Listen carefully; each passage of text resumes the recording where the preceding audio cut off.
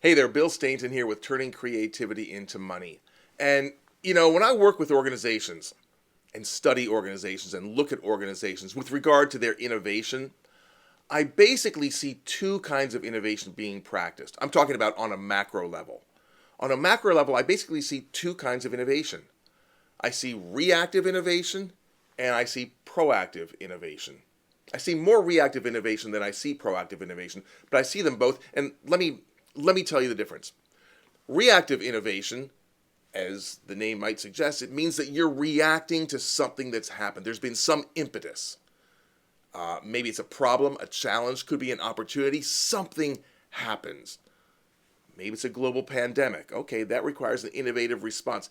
Maybe it's all of a sudden a new market has opened up, so it's an opportunity.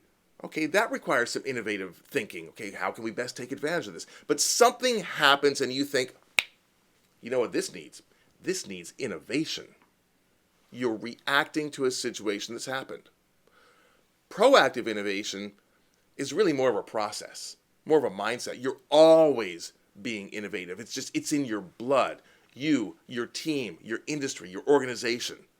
You're always looking for those opportunities.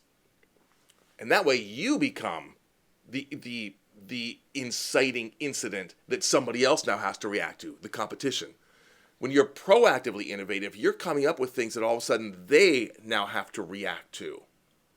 It's a more comfortable place to be. Now, both of these are valid because, there are times where you have to be reactively innovative. Things do happen.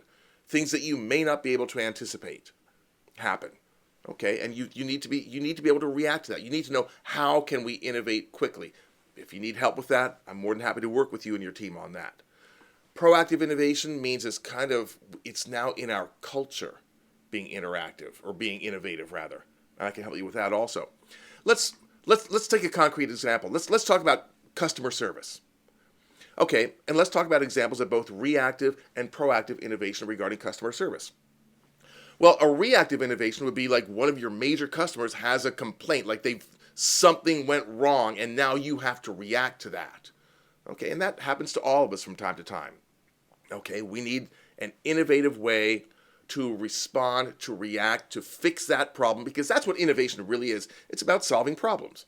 It's about seeing something that's not as good as it could be and asking, how can it be better? We've talked about this before. That's one of the magic questions for innovation. How can this be better? So sometimes that's in response to something. A customer has a complaint, and you have to think, okay, how can this be better?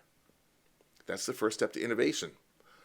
Proactive innovation is if you are continually looking at your customer path, your customer journey, your customer experience. And without waiting for something to happen, you're continually saying, how can this be better? You know what? How can we improve the customer's journey through our website? How can we improve our billing system to make it easier and friendlier for the customer? How can we improve the look of our brick and mortar store to make it more attractive to the customer? You're being proactive. Make sense? And look, these are both valid. Reactive and proactive innovation, they are both valid. You need to be well versed in both. You need to be able to do both kinds of innovation. I mean, really, once you get into the innovation part, the process is the same. The difference is just the mindset. The one is a reaction to an incident. The other is it's kind of baked into your company culture, your team culture, your organizational culture. So there is a difference there. Now, when you're proactively innovative, you then have the opportunity to become that incident that the competition now has to react to. Because you may come up with something that all of a sudden becomes their problem. It's like, ooh, now we have to react to this. So it kind of becomes this vicious or virtual circle depending on which side of it you are. Are you the one who has to react, or are you the one who are causing them to have to react by being proactive? So become well versed in both. Understand the difference between both, but try and create a mindset within your team of proactive innovation.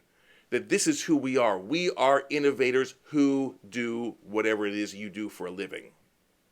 Not we do this for a living and occasionally we innovate if something forces us to.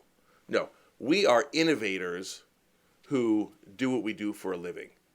That's the key to getting to being proactively innovative. When you think of yourself as an innovator who does what you do, as opposed to somebody who does what you do, and if I have to, I'll innovate.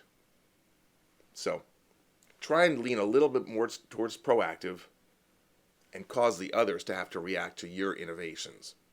I'm Bill Stainton. I'll be back next time with more ideas about how you can turn creativity into money.